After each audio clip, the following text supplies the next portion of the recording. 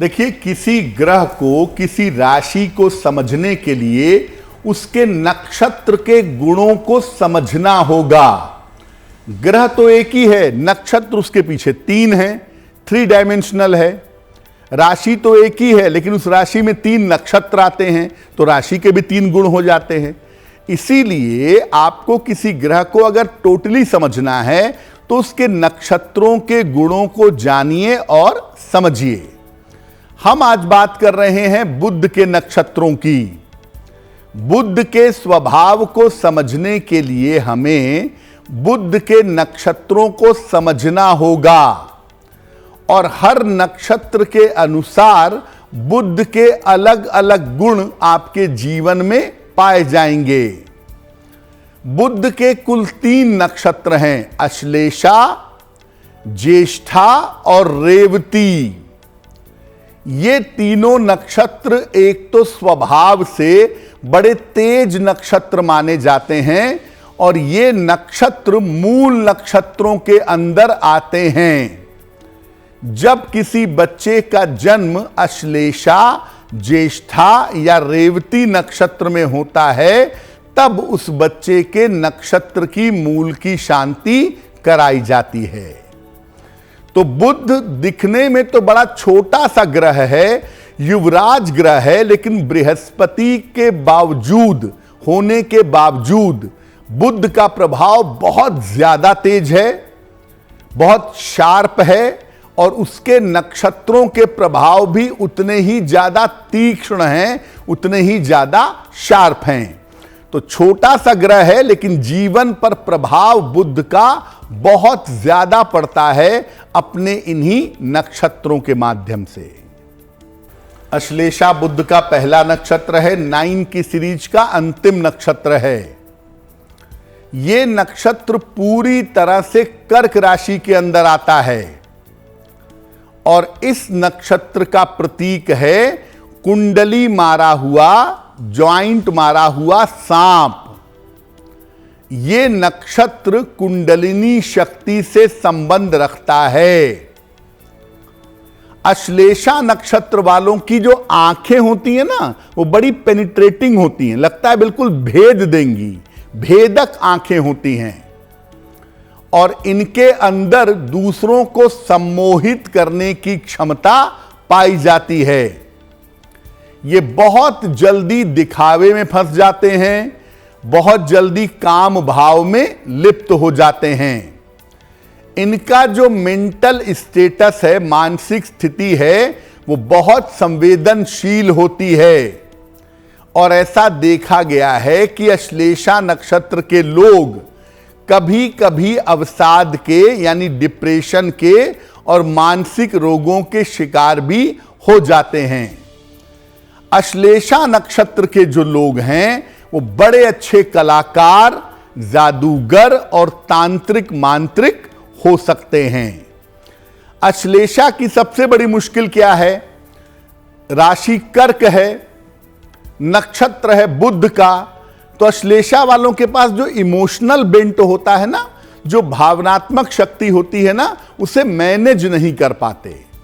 जो भावनात्मक एनर्जी है उसे कंट्रोल नहीं कर पाते अश्लेषा वाले, ऐसा देखा गया है।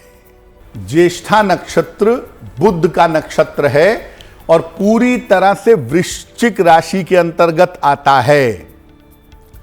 ज्येष्ठ का मतलब होता है बड़ा होना या हेड होना, तो ज्येष्ठा का मतलब होता है बड़ा या प्रमुख, चीफ। ज्येष्ठा नक्षत्र का अर्थ चंद्रमा की सबसे बड़ी रानी भी है। यह नक्षत्र तेज स्वभाव का नक्षत्र है, इसे बहुत मंगलकारी नक्षत्र नहीं मानते। इस नक्षत्र वाले लोग अत्यंत बुद्धिमान और पराक्रमी होते हैं और ये लोग नए नए शोध से और नवनिर्माण से जीवन में आगे बढ़ते हैं। ज्येष्ठा नक्षत्र वालों के अंतर्गत कभी कभी दुष्ट भावनाएं आ जाती हैं, दूसरों को परेशान करने के लिए, दूसरों को नुकसान पहुंचाने के लिए, और ये बहुत ज्यादा महत्वाकांक्षी होते हैं, बहुत ज्यादा। हाई एम्बिशियस ज्येष्ठा की लड़कियां आमतौर पर मैरिटल लाइफ में तकलीफ में रहती हैं या अक्सर अपने करियर के लिए मैरिटल लाइफ छोड़ देती हैं। ये लोग बड़े अच्छे फिलॉसफर, जासूस या सैनिक हो सकते हैं, ऐसा देखा गया है। बुध का तीसरा नक्षत्र है रेवती। पूरी तरह से यह नक्षत्र मीन राशि में आता है। रेवती का अर्थ होता है समृद्ध, प्रॉस्पेरस, और इस नक्षत्र का प्रतीक होता है मृदंग। यह नक्षत्र मोक्ष, अंत और शुरुआत से संबंध रखता है। इस नक्षत्र में ज्ञान, संगीत, कला, नृत्य ये सब पाया जाता है और इस नक्षत्र के लोग मानवता के लिए, लोगों के लिए बहुत कुछ करना चाहते भी हैं और करते भी हैं। अक्सर बचपन में इन नक्षत्र वालों का बीमारी और संघर्ष जीवन में बीतता है, ऐसा देखा गया है, लेकिन उम्र बढ़ने के साथ साथ बड़े मैच्योर हो जाते हैं, बड़ी तरक्की कर लेते हैं। देखिए, एक बात आपको यह समझनी होगी कि ये लोग बड़े अच्छे विचारक, लेखक, समाजसेवी, धर्मज्ञ, पथ प्रदर्शक आदि होते हैं, लेकिन इनकी मुश्किल क्या है कि ये अपनी पर्सनल लाइफ को तहजीब नहीं देते, अपनी पर्सनल लाइफ पे ध्यान नहीं देते, जिस वजह से आपके व्यक्तिगत जीवन में दिक्कतें आ जाती हैं। बाकी कोई समस्या की बात नहीं है, बाकी चीजें बेहतर हैं, बाकी चीजें नकारात्मक नहीं हैं। थोड़ा सा पर्सनल लाइफ पे ध्यान दें और छोटी छोटी बातों पर तनाव पालने से बचें तो आपके लिए बहुत बेहतर होगा। बुध के जो नक्षत्र हैं वो पवित्र कार्य और शुभ कार्य करने के लिए बहुत अच्छे नहीं हैं। मजबूरी है तो चंद्र बल, तारा बल देख करके कर लीजिए, वो बात दूसरी है, लेकिन सामान्यतः अश्लेषा, ज्येष्ठा और रेवती नक्षत्र में शुभ और मंगल कार्य करने से बचना चाहिए। महत्वपूर्ण निर्णय नहीं लेने चाहिए, क्योंकि अगर आपका वक्त ठीक नहीं चल रहा है और आपने इन गलत नक्षत्रों का चुनाव कर लिया है तो आप मुश्किल में आ सकते हैं। काम आपका लंबे समय तक रुक सकता है, लटक सकता है। तो बेहतर यही है कि जब भी नक्षत्रों का चुनाव करें तो स्थिर नक्षत्र, मृदु नक्षत्र, इनका चुनाव करके काम शुरू करें और किसी नक्षत्र के चुनाव में मत जाएं। उल्टा सीधा मत करिएगा, सोच समझ के नक्षत्रों का चुनाव करके तभी काम करिएगा, क्योंकि गलत नक्षत्रों में अगर आप कोई काम शुरू करते हैं तो परिणाम बिगड़ सकते हैं। देखिए, गंडांत के 6 नक्षत्र हैं, 3 नक्षत्र केतु के और 3 नक्षत्र बुध के। हम बुध की बात कर रहे हैं तो अश्लेषा, ज्येष्ठा और रेवती ये तीनों मूल नक्षत्र हैं। अब अगर किसी बच्चे का जन्म हुआ, अश्लेषा में हुआ, ज्येष्ठा में हुआ या रेवती में हुआ, तो हम कहेंगे कि उस बच्चे का जन्म मूल नक्षत्र का है। जिन लोगों का जन्म मूल नक्षत्र में या गंडांत में होता है, ऐसे लोगों की मानसिक स्थिति में दिक्कत होने की संभावना बहुत होती है और ऐसे लोगों के स्वास्थ्य के बिगड़ने के चांस भी बहुत होते हैं।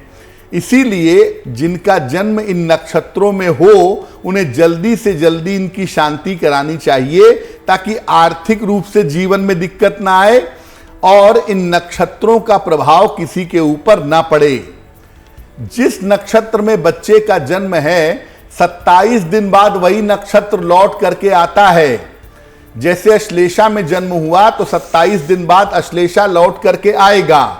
जब वो लौट करके आएगा तब अश्लेषा नक्षत्र में या मूल नक्षत्र में उसकी विधि विधान से पूजा और शांति होगी, जिससे निश्चित रूप से लाभ होगा। एस्ट्रो तक ऐप पर आपको मिलेगा भविष्य से जुड़े हर सवाल का जवाब। डाउनलोड कीजिए एस्ट्रो तक ऐप और चुटकी में जुड़िए इंडिया के बेस्ट एस्ट्रोलॉजर से।